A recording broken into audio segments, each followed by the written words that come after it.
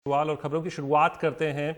एक नई गाइडलाइंस जो आई हैं वर्क प्लेस को लेकर, उनके साथ आखिर अब इसमें क्या नया है, क्या बदलाव है, उस पर फोकस किया गया। लॉकडाउन की तय सीमा 3 मई को खत्म हो रही है, ये आप सबको पता है, और आगे का फैसला 3 मई को होगा। लेकिन फैसला लॉकडाउन को हटाने को लेकर होता है तो सरकारी और निजी दफ्तर में कामकाज के लिए एक गाइडलाइन तैयार की जा रही है। सूत्रों के मुताबिक फिलहाल यह बताया जा रहा है कि तैयार गाइडलाइन में कोरोना की रोकथाम के साथ कामकाज में कोई दिक्कत ना हो, इसका भी एक प्रावधान किया गया है। एक फॉर्म भी इसमें जारी किया गया है।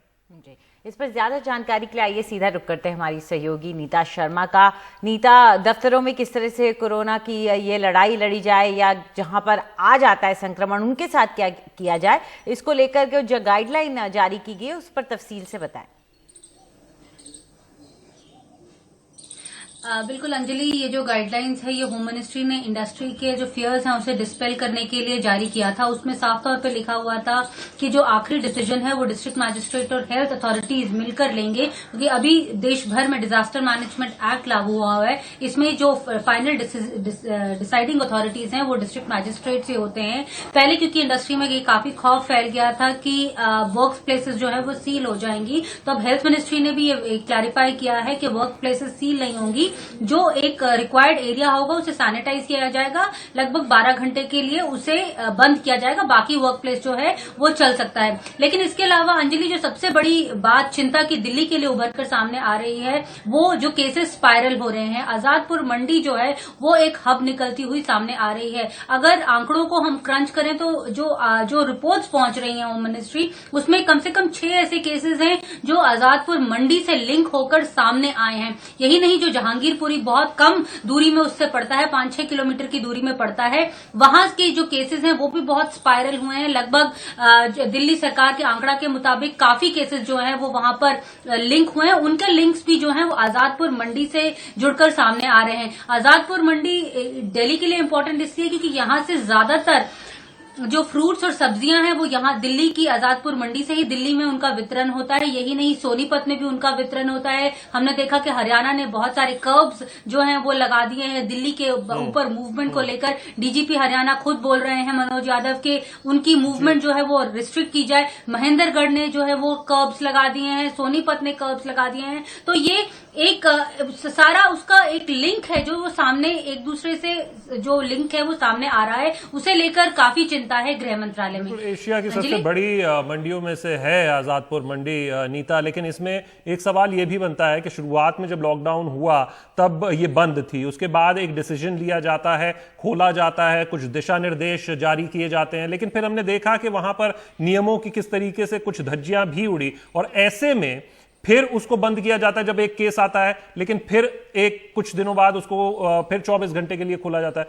तो क्या अभी कोई क्लैरिटी है आजादपुर मंडी को लेकर, या फिर ऐसे आगे जो बाकी ऐसी मंडियां हैं उनको लेकर कि अब क्या डिसीजन लिया जाए जब इस तरीके के केसेस अब सामने आए हैं?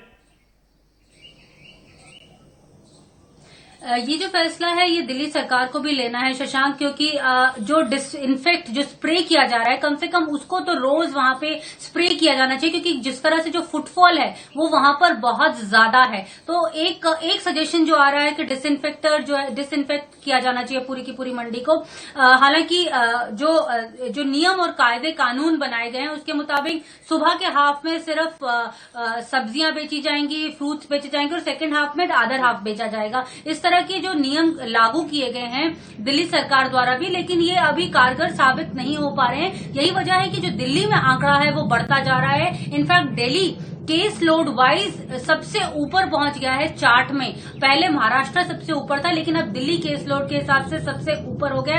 आने वाले दिन बहुत अहम है दिल्ली के लिए, क्योंकि the number of people in quarantine facilities जो हैं वो भी बहुत हैं। इसके ऊपर लेके भी भारत सरकार ने एक नया नियम, अब एक नई बात बोली है कि जो असिम्टोमेटिक, जिनमें कम लक्षण है, वो घर में ही अपना जो है वो इलाज कर सकते हैं। वो लगातार हेल्थ अथॉरिटीज के साथ संपर्क में बने रहें। आरोग्य सेतु ऐप जो है वो डाउनलोड करें, ताकि उनकी जो मूवमेंट है वो अपने घर से बाहर जा रहे हैं या नहीं जा रहे, कहाँ उनकी मूवमेंट है, उसे भी सरकार ट्रैक कर सके। तो इस तरह के जो ट्वीकिंग ऑफ द गाइडलाइंस है वो लगातार हो रही है भारत सरकार द्वारा। शशांक, शुक्रिया नीता इसको विस्तार से समझाने के लिए। लेकिन कहीं ना कहीं जो केसेस हैं वो ट्रेस बैक हो रहे हैं दिल्ली से और आज़ादपुर मंडी से, जैसा कि अभी नीता ने समझाया। और यही वजह है कि जो दिल्ली बॉर्डर्स हैं उन्हें, जो भी बाकी राज्य हैं जो दिल्ली बॉर्डर्स से जुड़े हुए हैं, वो अपने बॉर्डर्स सील कर रहे हैं कि दिल्ली से आवाजाही वो मिनिमल रख सकें, बंद कर सकें, और जो भी आवाजाही करे उस पर वो नजर रख सकें।